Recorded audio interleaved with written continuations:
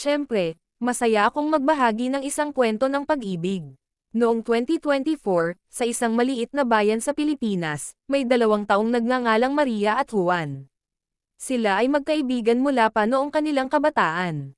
Laging magkasama, naglalaro, nag-aaral, at nagtatawanan. Ngunit habang tumatagal, unti-unti silang nagkaroon ng mas malalim na damdamin para sa isa't isa. Si Maria, isang masayahin at matalinong babae, ay palaging nariyan para kay Juan.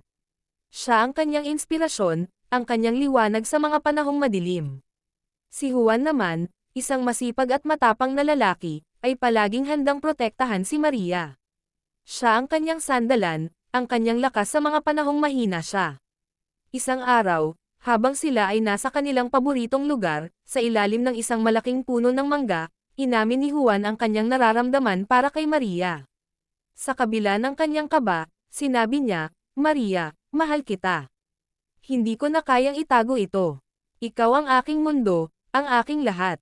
Nagulat si Maria, ngunit sa kanyang mga mata, makikita mo ang kasiyahan. "Juan," sagot niya, "mahal din kita. Matagal ko na itong nararamdaman pero natatakot akong sabihin dahil baka masira ang ating pagkakaibigan."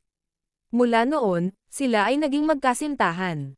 Sa kabila ng mga pagsubok na dumating sa kanilang buhay, hindi sila sumuko. Nanatili silang matatag at nagmamahalan. Sa huli, pinatunayan nila na ang tunay na pag-ibig ay hindi lamang tungkol sa kasiyahan, kundi pati na rin sa pagtanggap, pangunawa, at pagpapatawad.